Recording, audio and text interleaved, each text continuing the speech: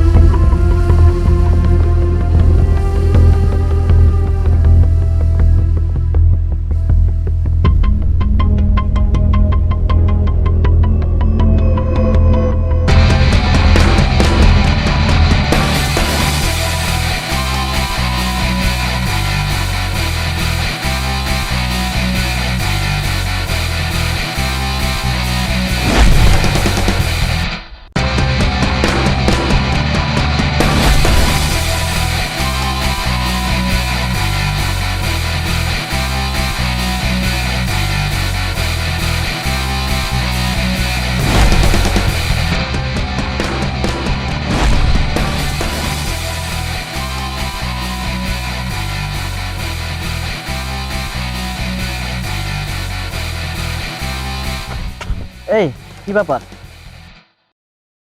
আপনি আমাকে ধাক্কা মারলেন কেন? প্লিজ ভাইয়া, প্লিজ আমাকে একটু হেল্প করুন না প্লিজ। কি হেল্প করব? ভাইয়া আমাকে তিনটা লোক তাড়া করছে ভাইয়া, আমি তো একটা মেয়ে মানুষ, তাই আমি আপনি আমাকে হেল্প করুন প্লিজ। আমি আপনাকে কেন হেল্প করব? কেন হেল্প করবেন মানে? আমি একটা মেয়ে মানুষ, আমি আপনার কাছে আসছি হেল্প নিতে, আর আপনি বলতেছেন কেন হেল্প করবেন?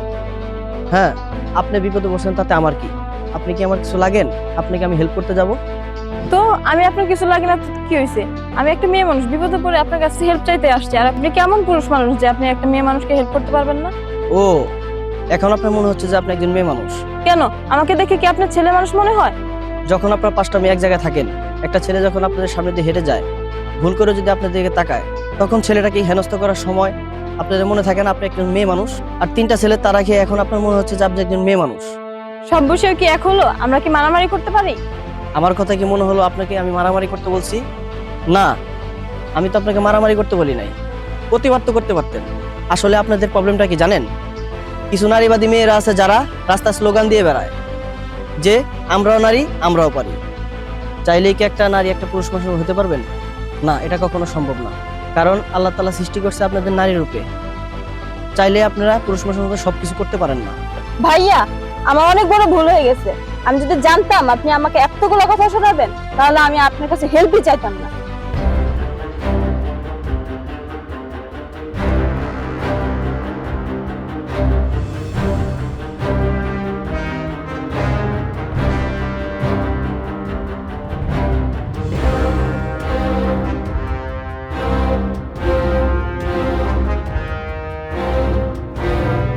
কি ভাইয়া, আপনি তো আমাকে হেল্পই করতে চাচ্ছিলেন না, কিন্তু এখন আপনি আমাকে সেভ করলেন।